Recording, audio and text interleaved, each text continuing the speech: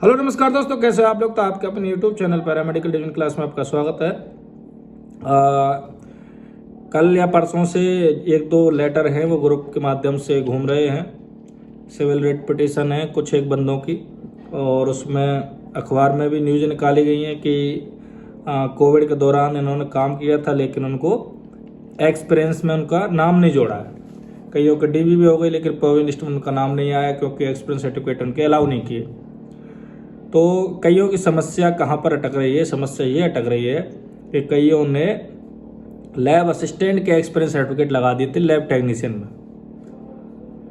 और वो कह रहे हैं कि काम तो हमने भी कोविड के दौरान किया है, अब चाहे लैब असिस्टेंट का किया है, और वो लैब टेक्नीशियन की जॉब पाना चाहते हैं। तो भाइयों, समस्या ये है कि अगर एक्सपीरियंस ऐसे लगाने लगे आप लोग, लैब असिस्टेंट भी अगर एक्सपीरियंस मांगने लगा इस तरीके से, तो फिर तो लैब क्लीनर भी मांगेगा, वो भी तो लैब के अंदर काम करता है। कल को अगर एमबीबीएस के फॉर्म भरे जाते हैं तो उसमें तो बार बार भी अपना एक्सपीरियंस सर्टिफिकेट मंगा के और एमबीबीएस की सीट मांगेगा।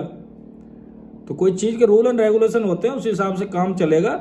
अगर लैब टेक्नीशियन की जगह है तो लैब टेक्नीशियन का ही एक्सपीरियंस मान्य होगा, ये नहीं कि लैब असिस्टेंट का एक्सपीरियंस सर्टिफिकेट मान्य हो जाएगा, ना ही लैब क्लीनर का मान्य होगा।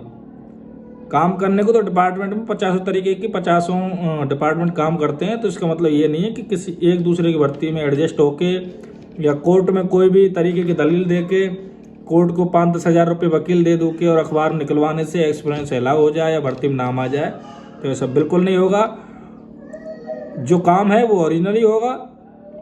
अगर डीवी में नाम आ गया या गलती से प्रोविजन लिस्ट में भी अगर नाम जुड़ गया है तो गारंटी की बात है, जो पुनर्सत्यापन हो रहे हैं वो ईमानदारी से हो रहे हैं, और पुनर्सत्यापन के अंदर एक एक जो कैंडिडेट है, अगर किसी ने लैब असिस्टेंट का लगा दिया या किसी अन्य का लगा दिया है जिसका रजिस्ट्रेशन से पहले है, या फिर कोई बिना ही संस्था के माध्यम से, किसी भी प्रकार की कोई संस्था नहीं है और ऐसे ही एक्सपीरियंस सर्टिफिकेट बनवा के और नाम जुड़ गया है और उसका नंबर आ गया, तो ये भी नहीं होगा, वो भी पुनर्सत्यापन के अंदर बाहर होगा। ये जितने भी कागज़ मांग रहे हैं ना, बिल वाउचर की कॉपी, डीडी कट ऑफ की कॉपी, आपकी संस्था के आदेश की कॉपी, जॉइनिंग लेटर, ये ऐसे ही नहीं मांग रहे हैं। नोटिस आ रही है, बातें उनके सीफू तक पहुंच रही हैं, ये बातें नोटिस में आ रही हैं। वो जो वहाँ पर पुनर्सत्यापन कर रहे हैं वो बाबू भी पढ़े लिखे हैं, उन पर भी थोड़ा बहुत भरोसा करें। जितना दिमाग अपन लोग रखते हैं उससे कहीं ज़्यादा दिमाग वो रखते हैं, क्योंकि वो रोज़ पुनर्सत्यापन कर रहे हैं। जिन चीज़ों की मालूम हमको नहीं है, जिन चीज़ों की कमी हम नहीं निकाल सकते, कहीं उससे ज़्यादा कहीं कमियाँ वो निकाल सकते हैं। तो सीफू के काम पर भरोसा करें।